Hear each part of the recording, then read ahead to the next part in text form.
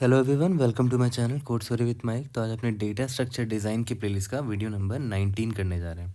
Okay, leet number 2349 medium marked है। अच्छा practice problem है हम सभी लोगों के लिए। ओके, चलो आगे बढ़ते हैं। वीकेंड विथ माइक को आप फॉलो कर सकते हो to know about the life behind the scenes and some tech news. Motivation देखते हैं, कल किसी ने मेंशन करी थी, काफ़ी डीप बात करी गई है इसमें। Thank you so much for sharing. देखो, to make people around me happy I have to be happy first. ठीक है, so being selfish isn't necessarily a bad thing. एक एग्जांपल देता हूँ, मान के चलते हैं आपको पढ़ाई करनी है, बट आपके कुछ अच्छे फ्रेंड्स हैं जो आपको ट्रिप पे या कहीं पर भी आपको जाने बोल रहे हैं, जो आपकी पढ़ाई की रूटीन को ब्रेक करता है। तो फॉर दैट टाइम बीइंग आप उनकी बात ना मान के अपनी बात मानो, है ना। आपको पढ़ना है, आपको प्रिपरेशन करना है, अब अभी करो। और हाँ, अच्छे से बोलो अपने फ्रेंड्स को कि यार अभी यू हैव टू प्रिपेयर। तो ये एक छोटा सा एग्जाम्पल है, ऐसे बहुत सारे एग्जाम्पल्स हैं। तो there will be many situation जहाँ पर पहले आपको खुद के बारे में सोचना पड़ेगा to get a better life of yours. उसके बाद देन आप अपने सराउंडिंग्स को फिक्स कर सकते हो। ठीक है, काफ़ी डीप मीनिंग है। जैसे जैसे हम ग्रो करेंगे लाइफ में, धीरे धीरे ये चीज़ें हमें समझ में आएंगी कि एक्चुअली में क्या इंपॉर्टेंस है इन लाइंस का। ओके, आगे बढ़ते हैं। Design A number container system. Design A number container system that can do the following. पहला, इंसर्ट और replace a number at the given index in the system. ठीक है, return the smallest index for the given number in the system. इस line से ये पता चलता है कि एक नंबर मल्टीपल इंडेक्स में प्रेजेंट हो सकता है। मान लेते हैं आई डी एक्स 1 में भी प्रेजेंट है, 10 जो है आई डी एक्स 2 में भी प्रेजेंट है, एंड सो ऑन। और जब आपसे रिटर्न करने को बोला जाए किसी नंबर का इंडेक्स, तो आपको इन इंडेक्स में सबसे स्मॉलेस्ट इंडेक्स बताना है। Implement the number container class. पहला क्लास फंक्शन क्या है? Initialise the number container system. ठीक है, दूसरा है चेंज। इंडेक्स और नंबर दे दिया जाएगा, इस इंडेक्स में आपको ये नंबर डाल देना है। तीसरा है फाइंड। आपको एक नंबर दिया जाएगा और इस नंबर का स्मॉलेस्ट इंडेक्स जहाँ पर ये नंबर अवेलेबल है आपके सिस्टम में, वो भेजना है। ओके, देखते हैं। ये हमारा एग्जाम्पल है। अगर आप नोटिस करो, यहाँ पर पहले क्या है, फाइंड 10 किया गया है। तो भाई 10 तो अवेलेबल ही नहीं है ना। There is no index that is filled with number 10, therefore we must return -1। तो इसका आंसर -1 है। उसके बाद 2, 10 है, इसका मतलब क्या हुआ, इंडेक्स 2 में 10 को डाल दिया गया है। ठीक है, उसके बाद 1, 10 है, इंडेक्स 1 पे 10 को डाला गया है, फिर इंडेक्स 3 पे 10 को डाला गया है, फिर इंडेक्स 5 पे 10 को डाला गया है। उसके बाद देखो फाइंड बोला गया है, 10 को फाइंड करना है। तो याद करो 10 किस किस इंडेक्स में प्रेजेंट था? 2 पे, 1 पे, 3 पे और 5 पे। स्मॉल इंडेक्स कौन है? स्मॉलेस्ट इंडेक्स 1 है, तो आंसर हमारा 1 है। ठीक है, उसके बाद क्या है, 1, 20, मतलब इंडेक्स 1 पे 20 को इंसर्ट करना है। उसके बाद फिर से 10 को फाइंड करने बोला गया है। ठीक है, तो अगर आप नोटिस करो, बहुत इंपॉर्टेंट लाइन है, देखो ध्यान देना। इंडेक्स 1 पे आपने 20 डाल दिया था, तो इंडेक्स 1 पे याद है पहले 10 था ना, तो अब आपने 20 डाल दिया यहाँ पर। ठीक है, अब जब 10 को फाइंड करने बोला गया, अब आपको स्मॉलेस्ट इंडेक्स बताना जिसमें 10 प्रेजेंट है। तो 10 इसमें प्रेजेंट है अब, और इसमें और इसमें, इन तीनों में से छोटा कौन है? Index number 2। तो अब आंसर 2 होगा, है ना। तो देखो आपने नोटिस किया यहाँ पर इंडेक्स 1, 20 ने क्या किया, 10 जहाँ पर पहले था उसको रिप्लेस कर दिया और उसमें 20 आ चुका है ना। ठीक है, तो देखते हैं हमारा थॉट प्रोसेस क्या होगा इसको सॉल्व करने का। बहुत ही नई अप्रोच से चलेंगे, है ना। जो सबसे सिंपल थॉट प्रोसेस किसी के भी मन में आएगा, even for a beginner also, एकदम वैसे ही सोल्यूशन निकालेंगे इसका। तो अगर आप नोटिस करो, हमारी दो रिक्वायरमेंट है। पहला कि वो हर बार मुझे एक इंडेक्स दे रहा है और एक नंबर दे रहा है, तो मुझे इसको स्टोर करना है। तो पहली चीज़, सबसे सिंपल चीज़ मेरे मन में क्या आई कि अरे भाई कोई दिक्कत नहीं है, मैं एक इंडेक्स दे रहा है ना, तो मैं एक बहुत बड़ा सा अरे ले लूँगा। ठीक है, और जो भी इंडेक्स होगा उसमें मैं नंबर को डाल दूंगा। बस मान लेते हैं इंडेक्स नंबर 2 में बोला गया, तो इंडेक्स नंबर 2 मैंने 10 को डाल दिया, इंडेक्स नंबर 1 में 10 को डाल दिया, इंडेक्स नंबर 3 में 10 को डाल दिया, इंडेक्स नंबर 4, 5 में 10 को डाल दिया। ठीक है, यहाँ तक क्लियर है। तो बट इसमें एक प्रॉब्लम है ना। इसमें एक प्रॉब्लम क्या है कि कंस्ट्रेंट बहुत बड़ा दे रखा है, 10 का पावर 9 दे रखा है, इंडेक्स की वैल्यू 10 का पावर 9 तक भी जा सकती है। तो यार 10 का पावर 9 साइज़ का अरे लोगे क्या? ऑब्वियस है नहीं लोगे, इतना बड़ा अरे आप नहीं ले सकते 10 का पावर 9 साइज़ का अरे।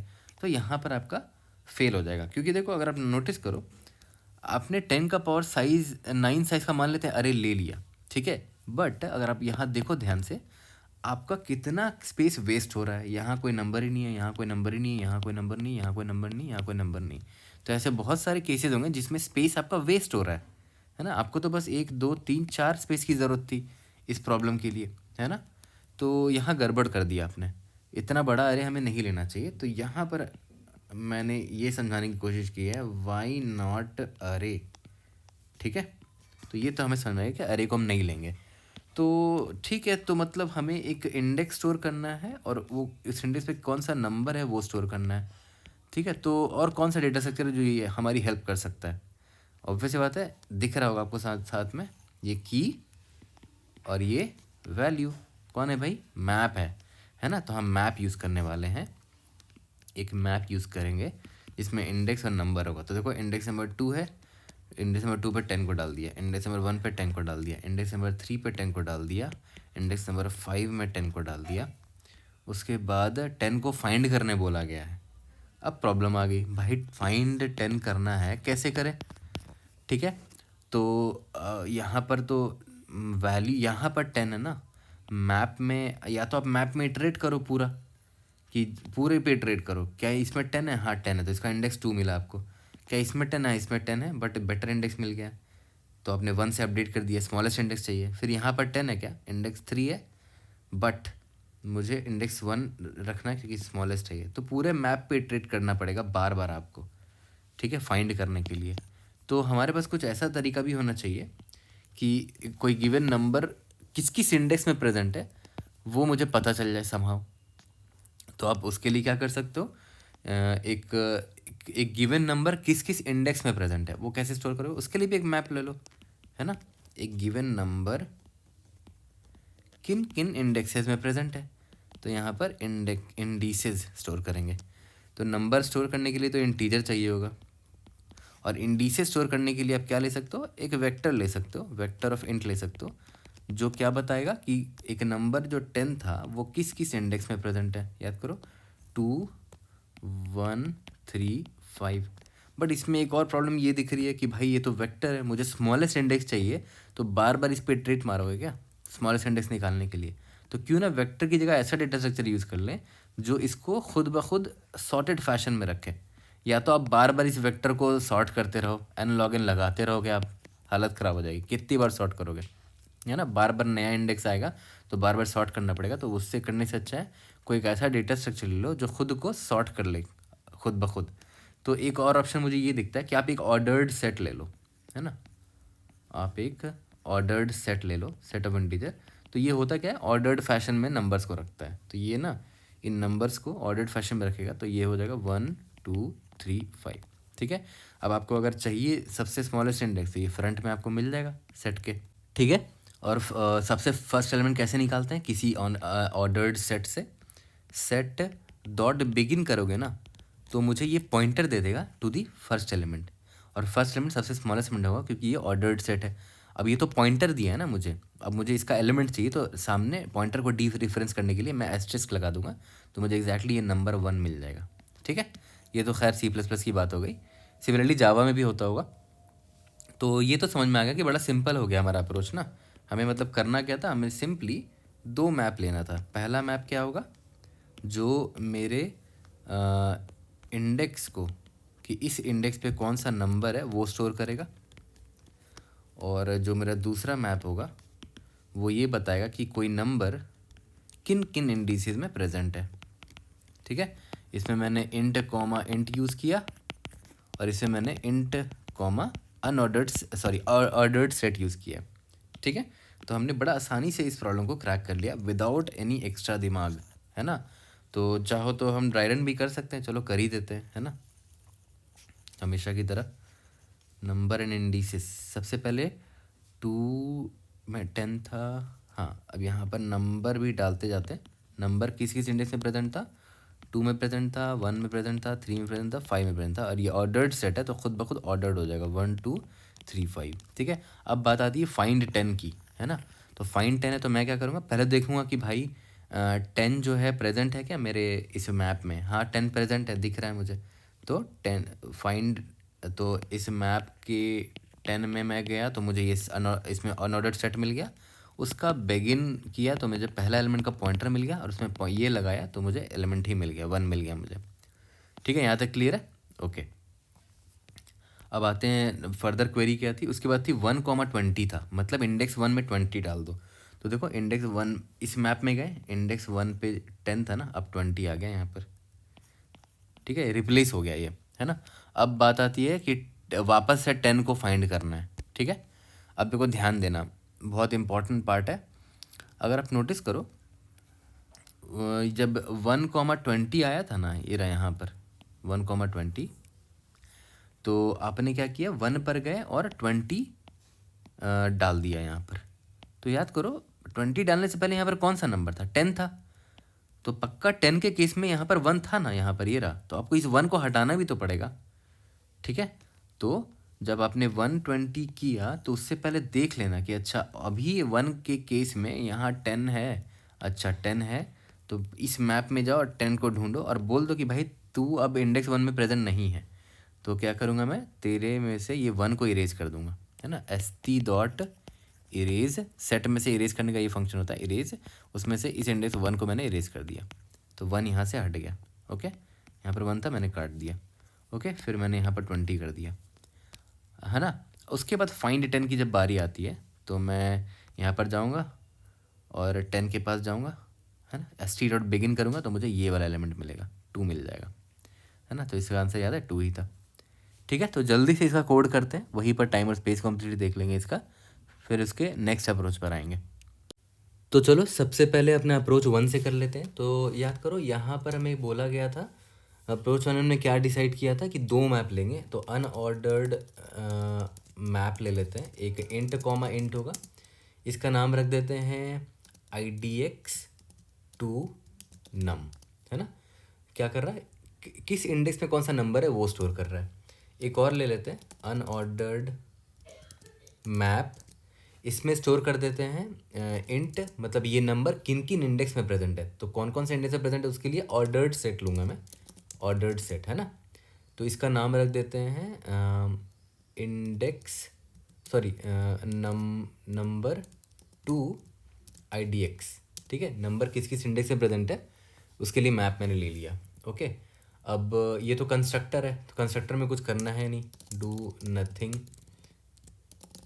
ठीक है। या तो फिर जो आपके मैप हैं already index to num dot clear कर सकते हो इनको, इन केस कुछ स्टेल वैल्यू हो, num to idx dot clear कर सकते हो, है ना। बट करने की ज़रूरत नहीं है, बस मैंने ऐसे ही बता दिया आपको। यहाँ पर डू नथिंग भी करोगे तो चलेगा क्योंकि ये कंस्ट्रक्टर है नॉर्मली, ठीक है, ओके। अब आते हैं चेंज पर, सॉरी, ठीक है। तो चेंज में क्या होता था कि भाई इस इंडेक्स में जाके आपको ये नंबर डाल देना है ना। तो पहले तो ये देख लो कि ये इंडेक्स प्रेजेंट होना भी तो चाहिए मेरे इंडेक्स टू मैप में। If idx to num dot count index, है ना, अगर ये प्रेजेंट है मेरे idx टू नम में वाले मैप में, तो पहले तो ये निकाल लेता हूँ कि प्रीवियस नंबर क्या है इसमें, है ना। Previous num is equal to idx to num index, इस इंडेक्स में प्रीवियसली कौन सा नंबर था मैंने पहले वो निकाल लिया, ठीक है। और फिर मैं क्या करूँगा, नंबर टू इंडेक्स वाले मैप में जाऊँगा, नंबर टू इंडेक्स वाले मैप में जाऊँगा और कौन से किस में जाऊँगा, इस प्रीवियसली जो नंबर था उस पर जाऊँगा और बोल दूँगा कि भाई तेरे पास अगर ये वाला इंडेक्स है तो उसको इरेज कर दे, है ना। यही तो था, यही तो करते थे, इरेज कर दिया हमने। इसके बाद अगर ध्यान देना, अभी हमने इरेज किया है ना, इरेज करने के बाद index idx to num index डाल दो और यहाँ पर नंबर डाल दो, नंबर, ओके। और नंबर टू इंडेक्स idx है, सॉरी यहाँ पर नम है, my bad, num to idx, इसमें नंबर डाल दो डॉट इंसर्ट ये वाला इंडेक्स डाल दो। यहाँ तक क्लियर है, ओके। अब एक चीज़ ध्यान देना कि ऐसा भी तो हो सकता है, ये जो नम टू इंडेक्स वाला जो हमने इरेज किया है यहाँ पर, नम टू इंडेक्स वाला मान के चलते हैं मेरा 10 जो था वो इंडेक्स नंबर 1 पर था, 2 पर था, 3 पर था और 5 पर था। तो मान के चलते हैं कि इससे मुझे 1 डिलीट किया मैंने, 2 डिलीट किया, 3 सब डिलीट कर दिया मैंने, तो ये खाली हो गया, ठीक है। तब तो कोई पॉइंट ही नहीं इस 10 को रखने का, है ना। तो मैं इस पूरे के पूरे 10 को इरेज कर दूंगा अगर खाली हो गया तो, मतलब मैं यहाँ चेक डाल देता हूँ कि अगर num to idx of this previous number का जो सेट है अगर वो एम्प्टी हो गया तब तो कोई पॉइंट ही नहीं है। Num to I D X dot erase previous number को इरेज ही मार दो num to I D X वाले मैप से। यहाँ तक क्लियर है? ओके ठीक है, ये मेरा चेंज फंक्शन हो गया। और फाइंड फंक्शन तो बड़ा सिंपल था, हमें सिंपली क्या करना है, ये नंबर का स्मॉलेस्ट इंडेक्स ढूंढना है ना। तो देख लो कि भाई num to I D X dot count, अगर ये नंबर प्रेजेंट है ना, अगर ये नंबर प्रेजेंट है तो सिंपली रिटर्न या करो, कैसे करते थे, num to I D X of this number, इससे मुझे सेट मिल गया। डॉट बिगिन करोगे तो पहला एलिमेंट का पॉइंटर मिल जाएगा और डी रिफरेंस करने के लिए एस्टेरिस्क लगा दिया तो स्मॉलेस्ट नंबर मुझे मिल जाएगा। ठीक है, रन करके देखते हैं। We should be able to pass all the test cases. क्या गलती करी हमने, रिटर्न, अच्छा ओके, यहाँ पर क्या करो, रिटर्न -1 कर दो, अगर कुछ नहीं प्रेजेंट है तो रिटर्न -1 कर दो, है ना। जिस नंबर को फाइंड करने बोला गया अगर वो प्रेजेंट ही नहीं है तो -1 रिटर्न कर दे। अच्छा माय बैड, यहाँ पर देखो ये वाला जो पार्ट था ना, ये दोनों पार्ट ये तो इंडिपेंडेंट है ना, इसको हमें अलग लिखना चाहिए था ना इस इफ़ कंडीशन से। ठीक है, ये जो इफ़ कंडीशन है ये वाला, ये बस मैं इसलिए कर रहा हूँ कि अगर वो ऑलरेडी प्रेजेंट होता तो मुझे कहीं पर कुछ इंडेक्स को इरेज करना पड़ता, वो मैंने कर दिया। अगर नहीं होता तब तो ये दोनों स्टेप्स तो करना ही करना है मुझे, है ना, ये दोनों स्टेप्स तो करना ही, तो ये इफ़ के अंदर नहीं होगा ये वाला स्टेप। ठीक है, ओके, रन करके देखते हैं। We should be able to pass all the test cases. Indeed yes, इसका टाइम कॉम्प्लेक्सिटी पहले तो स्पेस कॉम्प्लेक्सिटी पहले देख लेते हैं। तो अगर आप नोटिस करो ये इंडेक्स टू नंबर वाला जो मैप है ना, जितने भी यूनिक इंडेक्सेस है सारे इसमें स्टोर होंगे ना। तो मान के चलते टोटल n इंडेक्सेस हैं तो ओ ऑफ n स्पेस हो जाएगा, है ना, क्योंकि वो सारे इंडेक्सेस देखो इस ये नंबर टू इंडेक्स वाले में भी स्टोर हो रहा है ना, यहाँ सेट में स्टोर हो रहा है। तो वर्स्ट केस में क्या होगा, सारे के सारे इंडेक्स हमने स्टोर कर दिए हैं तो ओ ऑफ n स्पेस तो लगेगा ही लगेगा। ठीक है, अब टाइम कॉम्प्लेक्सिटी पर आते हैं। पहले तो चेंज फंक्शन को देखते हैं यहाँ पर, है ना। Index to num dot count जो है ना, ये क्या कर रहा है, मैप में ढूंढ रहा है ना। इंडेक्स टू नम क्या है, एक अनऑर्डर्ड मैप है तो ये ओ ऑफ 1 टाइम ले रहा है यहाँ पर। ठीक है, और उसके बाद देखो, लेकिन देखो यहाँ पर जो इरेज फंक्शन है, ये ऑर्डर्ड सेट पे आप फंक्शन लगा रहे हो इरेज, है ना। याद करो num to index previous number से आपको सेट मिल जाता और उसमें आप ये इरेज फंक्शन कॉल कर रहे हो, और एक ऑर्डर्ड सेट में इरेज करने का time completely log of size of set होता। तो मान लेते हैं n इंडेक्सेस है वर्स्ट केस में, तो लॉग ऑफ n लग जाएगा यहाँ पर। ठीक है, यहाँ पर भी आप वही कर रहे हो, हाँ, लेकिन यहाँ पर नम टू इंडेक्स से आप इरेज कर रहे हो तो ओ ऑफ 1 कह सकते हो क्योंकि अनऑर्डर्ड मैप है ये। यहाँ पर देखते हैं, यहाँ पर भी आप इंसर्ट कर रहे हो देखो सेट में, तो O of log of n कह सकते हो इसको। ठीक है, चेंज का तो मिल गया हमें, log of n time complexity है वर्स्ट केस में। फाइंड का अगर मैं देखूँ तो फाइंड में मुझे ये तो काउंट बस ढूंढ रहा है, उसके बाद नंबर डॉट बिगिन है तो ये भी ओ ऑफ 1 ले रहा है ना, हाँ, क्योंकि फर्स्ट वाले फंक्शन को ही हम लोग डायरेक्ट, फर्स्ट वाले नंबर को ही डायरेक्टली हम लोग इंसर्ट कर रहे हैं। ठीक है, तो फाइंड फंक्शन हमारा देखा जाए तो कांस्टेंट टाइम का फंक्शन है। हमने बस काउंट चेक किया, ये क्या है, अनऑर्डर्ड मैप में चेक कर रहे हो तो ओ ऑफ 1 यहाँ लगेगा। और इसके बाद यहाँ सेट में देखो बिगिन फंक्शन कॉल किया जो कि ये इटरेटर डायरेक्टली बिगिन को पॉइंट कर सकता है, तो ओ ऑफ 1 टाइम में मिल जाएगा आपको वो नंबर। यहाँ तक क्लियर है? अब आ जाते हैं, इसको सबमिट कर लेते हैं, उसके बाद आ जाएंगे इसके नेक्स्ट अप्रोच पर।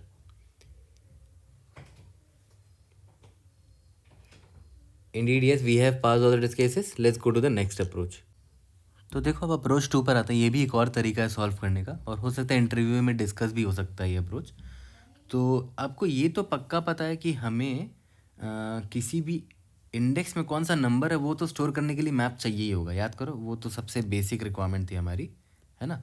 तो वो तो हम रखेंगे ही रखेंगे। जैसे यहाँ पर देखो मैंने मैप ले लिया जिसमें किस इंडेक्स में कौन सा नंबर है वो तो स्टोर कर सकते हैं, कोई दिक्कत नहीं है। बट प्रॉब्लम क्या थी कि जो दूसरा मैप था जिसमें हम क्या कर रहे थे कि वो नंबर किन किन इंडेक्सेस में प्रेजेंट है, उसके लिए याद करो इससे पहले वाले अप्रोच में हमने सेट यूज़ किया था, ऑर्डर्ड सेट। ठीक है, क्योंकि मुझे सबसे स्मॉलेस्ट इंडेक्स चाहिए था। और एक कोई और भी एक डेटा स्ट्रक्चर है जिसमें सबसे स्मॉलेस्ट इंडेक्स या स्मॉलेस्ट एलिमेंट आपको कांस्टेंट टाइम में मिल जाता है। बताओ कौन सा है वो डेटा स्ट्रक्चर? मिन हीप, है ना। 1000 बार हमने प्रॉब्लम बना रखा है मिन हीप में। तो हम ऐसा भी कर सकते हैं कि हम एक मैप ले लें जिसमें इंटीजर हो। इंटीजर किसको रिप्रेजेंट करेगा? इस नंबर को।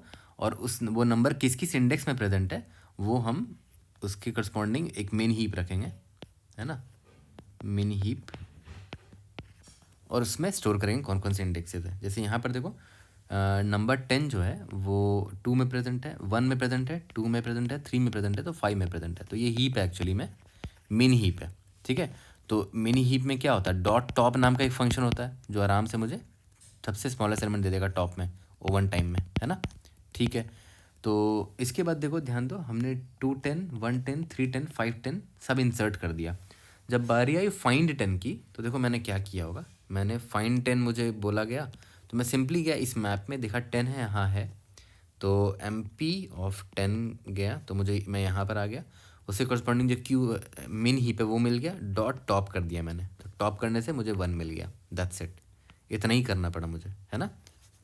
ठीक है, तो ये भी आसान हो गया। अब देखो ध्यान देना, अब रिप्लेस वाले में आते हैं। ये देखो 1,20, तो ये क्या बोल रहा है कि आप 1 में जाओ, मैप इंडेक्स नंबर 1 में जाओ और इसमें 20 डाल दो, बट ऑलरेडी यहाँ पर 10 प्रेजेंट है।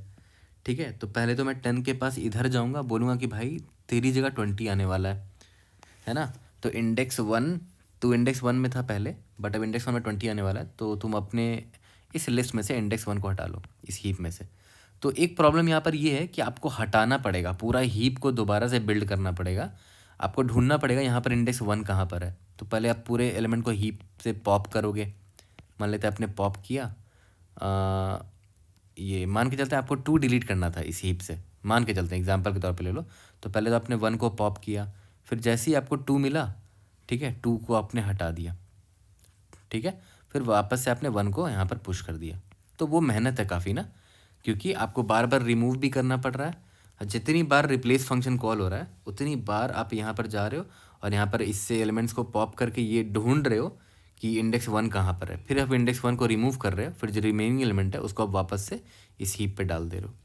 मतलब एग्जाम्पल के तौर पे ले लो, अगर यहाँ पर बोला जाता कि इंडेक्स नंबर 5,20 है, मान लेते आपका क्वेरी ये होता, तो इंडेक्स 5 पर आप यहाँ पर आते, है ना, और देखते 10 है। अब 10 को जाके बोलते भाई इंडेक्स 5 हटा ले अपने हीप से। तो मैं इसके पास आया, हीप के पास, मैं देखा अच्छा ये तो 1 है, इसको पॉप किया मैंने।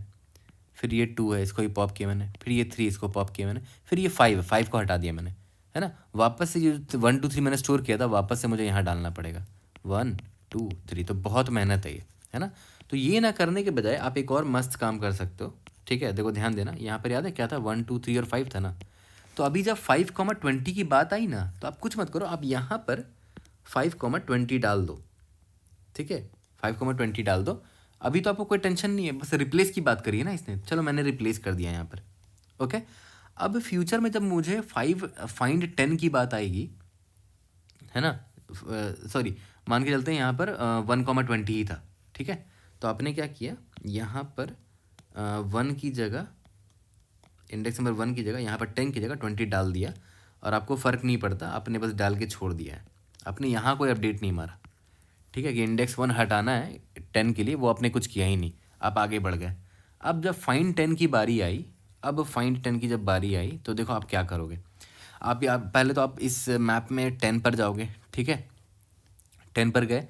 अब आप 10 का सबसे स्मॉलेस्ट इंडेक्स खोजना चाह रहे हो, तो हीप के टॉप में मिलना चाहिए, बट ऐसा ज़रूरी नहीं है, क्योंकि याद करो हीप के टॉप में जो इंडेक्स 1 है, याद करो वहाँ पर आपने 20 डाल दिया था।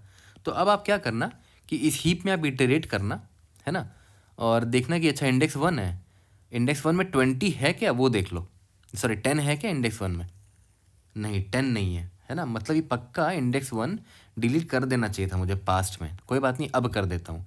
तो अब आप इसने इसको पॉप कर दिया, ठीक है।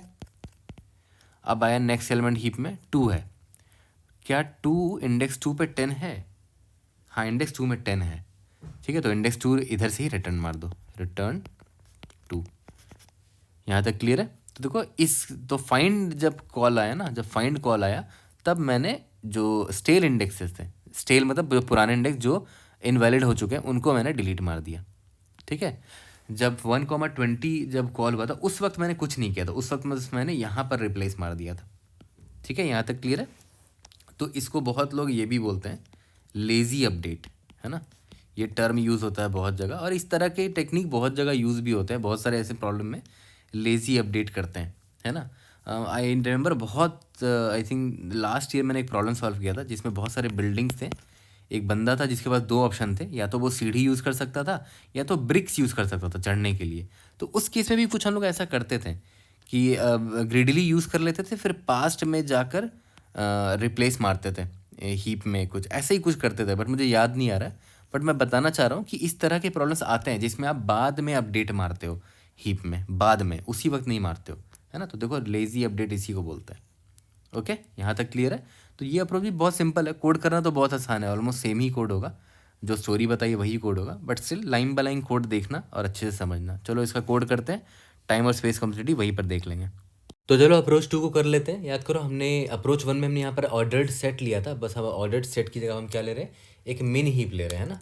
तो मिन हीप कैसे डिफाइन करते थे, priority queue int comma vector of int greater of int, ठीक है। ये मेरा प्रायोरिटी क्यू बन गया, इसका नाम num टू इंडिसेस ही रख देते हैं ना, num टू इंडेक्स, ठीक है। अब इसके बाद सबसे पहले चेंज फंक्शन में आता है। तो चेंज फंक्शन हमारा थोड़ा स्ट्रेट फॉरवर्ड था, हमने क्या बोला कि आई डी एक्स टू नम के इस इंडेक्स में ये वाला नंबर डाल दो, ठीक है। और जो मेरा num to I D X, sorry num to I D X है, उसमें इस नंबर पर डॉट पुश कर दो, उस हीप में इस इंडेक्स को पुश कर दो, ये नंबर इस इंडेक्स में प्रेजेंट है एज इट इज़, ठीक है। बट याद करो इस इंडेक्स में अगर कोई प्रीवियसली कोई दूसरा नंबर प्रेजेंट होता, उसमें वो जाकर इस इंडेक्स को मैं इरेज नहीं मार रहा हूँ अभी, उसकी टेंशन मैं नहीं ले रहा। बस ये नंबर आया है, ये इस इंडेक्स में प्रेजेंट है तो डाल दिया, और ये नंबर इस इंडेक्स में है तो ये नंबर में ये इंडेक्स डाल दिया, दैट्स इट, और कोई टेंशन नहीं ले रहा मैं, है ना। तो यहाँ पर ऑब्वियस सी बात है, टाइम कॉम्प्लेक्सिटी बताता चलता हूँ मैं, ओ ऑफ लॉग ऑफ एन लगेगा, क्योंकि मेन हीप में आप पुश कर रहे हो तो log of N time complexity होता है उसका, ठीक है। और ये वाला स्टेप जो है वो ऑफ 1 टाइम कॉम्प्लेक्सिटी है, ठीक है। अब आ जाते हैं अपने फाइंड फंक्शन पे। देखो सबसे पहले तो मुझे ये देखना है कि भाई ये प्रेजेंट भी तो होना चाहिए, मतलब num to I D X dot count, ये नंबर प्रेजेंट होना चाहिए, ठीक है। अगर यहाँ पर अगर मैं नॉट लिख दूँ, अगर प्रेजेंट ही नहीं है तो रिटर्न -1 कर दो, ओके, ठीक है। इसके बाद मैंने क्या बोला कि भाई सबसे पहले तो वो हीप निकाल लेते हैं हम लोग, जिस हीप में ये नंबर जिस हीप में इस नंबर का सारा इंडेक्सेस है। तो कैसे निकालोगे, पहले तो ऑटो या तो प्रायोरिटी की पूरा लिखो, priority queue int comma vector of int, और उसमें फिर असाइन करो ये num to I D X, और ये नंबर डाल दो तो आपको हीप मिल जाएगा। तो इतना ना लिखने की बजाय आप यहाँ पर ऑटो लिख दोगे तो काम चल जाएगा, ऑटो वो ऑटोमेटिकली डिटेक्ट कर लेगा, ऑटो एंड मैंने क्यों लिया है कि ताकि बाई रेफरेंस मुझे हीप मिले, कॉपी दोबारा ना बने उसकी, है ना, इसलिए एम्परसेंड यूज़ करना याद से। इसका नाम पी क्यू रख देते हैं ना, प्रायोरिटी क्यू। चलो स्टार्ट करते हैं। वाइल जब तक प्रायोरिटी क्यू एम्प्टी नहीं होता, P Q dot not of P Q dot empty, ठीक है। याद करो क्या करते थे, चेक करते थे एक एक करके, सबसे पहले वाले इंडेक्स को निकालते हैं ना, int I D X is equal to P Q dot top, ठीक है। अगर इफ़ इस इंडेक्स पर, मतलब I D X to num, इस आई डी एक्स पर जो नंबर है अगर वो करंट नंबर के बराबर हुआ, है ना, ठीक है, तब तो वी आर गुड, है ना। रिटर्न जो भी इंडेक्स मिला उसको रिटर्न कर दो, ये स्मॉलेस्ट इंडेक्स होगा। और अगर ऐसा नहीं है, प्रेजेंट ही नहीं है इस इंडेक्स पर ये वाला नंबर, है ना, इस वाले मैप में, तो मतलब पक्का वो रिप्लेस हो गया था, ठीक है। अगर रिप्लेस हुआ तो ऑब्वियस सी बात है ये इस नंबर के इस इंडेक्स वाले लिस्ट में ये इंडेक्स नहीं होना चाहिए आइडियली, तो पी क्यू डॉट पॉप करना पड़ेगा मुझे। यहाँ तक क्लियर है, ओके। और बस कुछ नहीं, लास्ट में रिटर्न -1 कर दो, ओके। रन करके देखते हैं, we should be able to pass all the test cases, let's see, हाँ इंडीड यस। तो अब देखो इसका भी टाइम कॉम्प्लेक्सिटी देख लेते हैं। अगर आप नोटिस करो तो यहाँ पर आप टॉप कर रहे हो तो ओ ऑफ 1 चल रहा है, ठीक है। और यहाँ जब पॉप कर रहे हो तो O of log of N time complexity लग रहा है यहाँ पर, ठीक है। और एक चीज़ यहाँ पर ध्यान देना, ये सारी चीज़ें एक वाइल लूप के अंदर हो रही है। तो मान के चलते हैं इस प्रायोरिटी क्यू का size average size O of K मान लो, ठीक है। तो K multiplied by log of n यहाँ पर लग रहा है हमारा टाइम कॉम्प्लेक्सिटी ओवरऑल। यहाँ तक क्लियर है? सबमिट करके देखते हैं, we should be able to pass all the test cases. तो ये प्रॉब्लम बहुत हार्ड भी नहीं था, डेटा स्ट्रक्चर की प्रैक्टिस के लिए बहुत अच्छा प्रॉब्लम है ये, क्योंकि देखो आप यहाँ पर हीप यूज़ कर रहे हो, मैप यूज़ कर रहे हो, तो प्रैक्टिस होता है। तो इन प्रॉब्लम्स को कभी मिस मत किया करना। और मेरा पर्सनल फेवरेट टॉपिक है डिज़ाइन डेटा स्ट्रक्चर। ओके, तो see you in the next video. Thank you.